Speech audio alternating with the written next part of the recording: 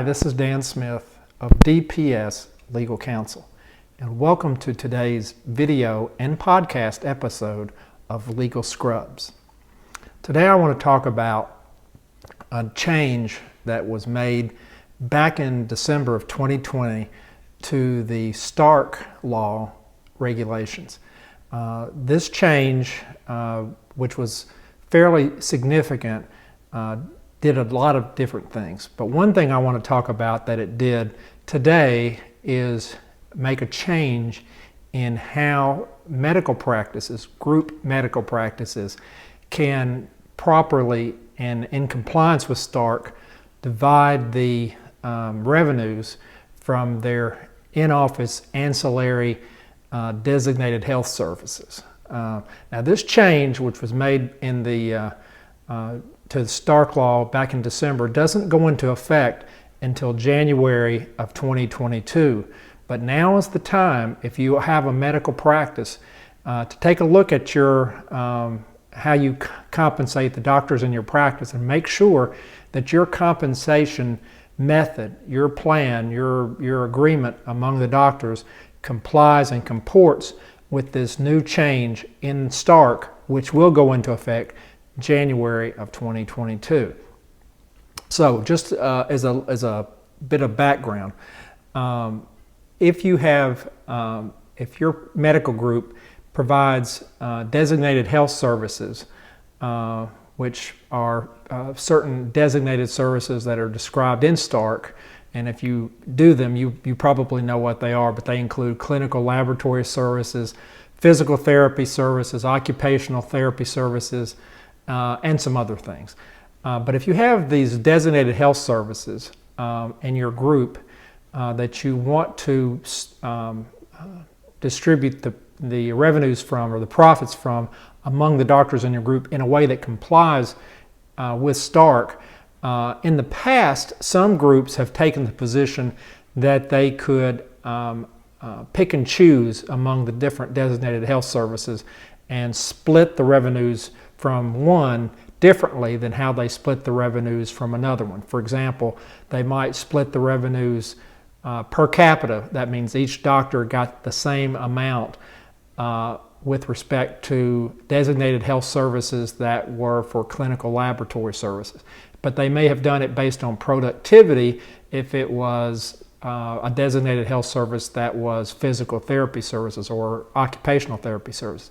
This is called split pooling. And some groups took the position that because of a lack of clarity in the Stark Law, that split pooling was permissible.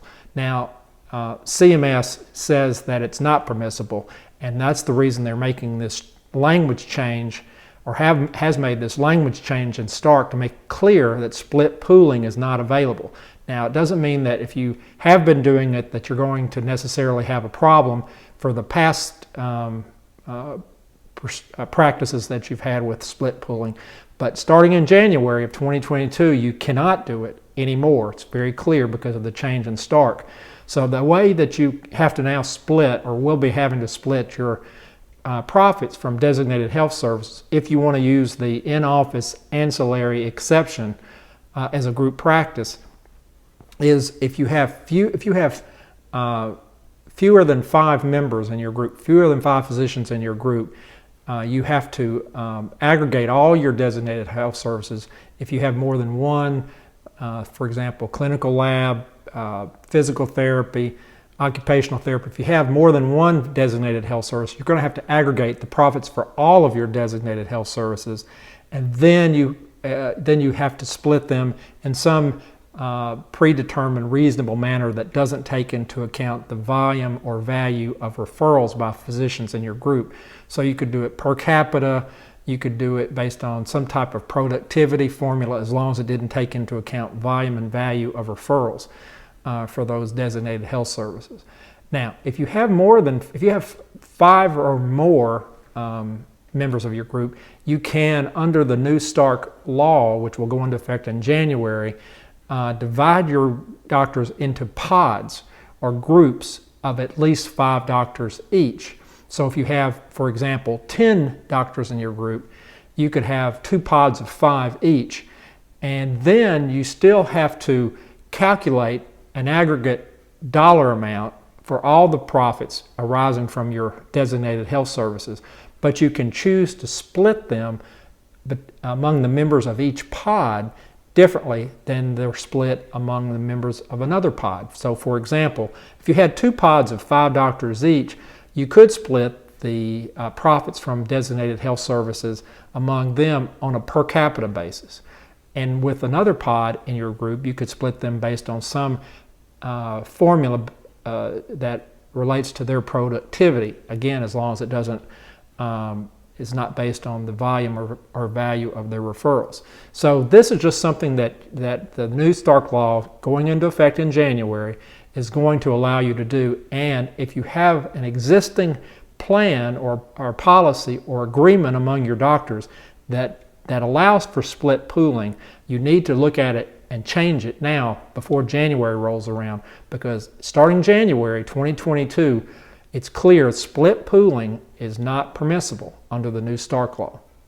Okay, I hope that helps. If you have any questions, please feel free to reach out to me, Dan Smith, at DPS Legal Counsel. We'll see you next time.